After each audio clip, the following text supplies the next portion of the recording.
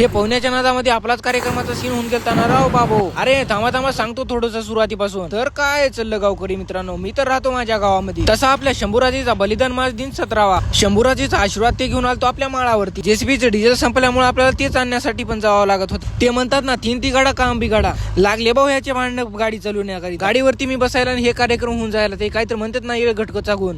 तुम्ही माहितीच सांगा माझ्या वजनामुळे झाला असेल का? हे कोंगे तर सगळे म्हणून लागले तू याच वजनामुळे झालं. आणि हा कोंगे असा गाडी चालत होता ना, पायाने गेलेलं प्रोड खाई. बघा बरं, बोलता बोलता आपण माळाकडीचा फाटावा आणला की नाही. आलो पेट्रोल पंपावरती. आता तुम्हाला तर माहितच असेल, इथे डबा ठेवून चाललो तर कुठं आपण जेसपी मार्गापासून काही ना काही पोट्या पाण्याचं तर काढलंच पाहिजे ना. त्याच्यामुळे कृष्णाला घेऊन आले आपण ज्यूस सेंटर वरती. आता कृष्णा म्हणतो तरी काय, रस प्यायला ये म्हणलं मा. आपण हाटलीवर बसत होतो.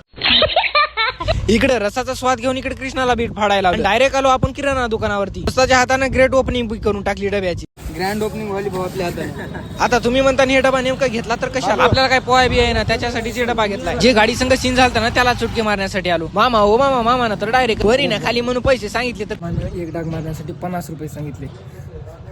कसं करावं, कसं माणसानं जगाव की राहाव, कमेंट मध्ये सांगा. हो का? तुमर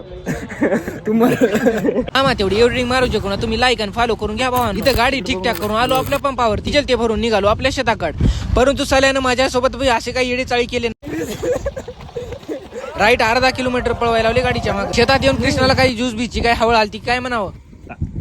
नवरतानं बाजानं भरला ग माया, बायकोनं उपास धरला ग. आता आपल्या गावामध्ये लग्नामध्ये संगीतकार बोलवायची काही गरज नाही. एवढा अति सुंदर गाणी म्हणणार तरी कोण. शेताकडचे छोटे मोठे काम करून डबा ते घेऊन निघालो विहिरीपस येऊन बघतो ते काय नेमका आताच 2 कार्टे पोर राहिले आणि लगेच आलो आपण नवीन गेटअपावर. तशी आपली बॉडी कशी वाटली या कोंग्यानं तर वरून उडी टाकली. मग तर मला जमन की नाही बरं. तसं मी तर लागलो दंदनी मध्ये पोहायला. तुम्ही पण एकदा तसं तुम्ही जाता जाता एक लाईक आणि सबस्क्राईब नक्की करून टाका. तर चला राधे राधे.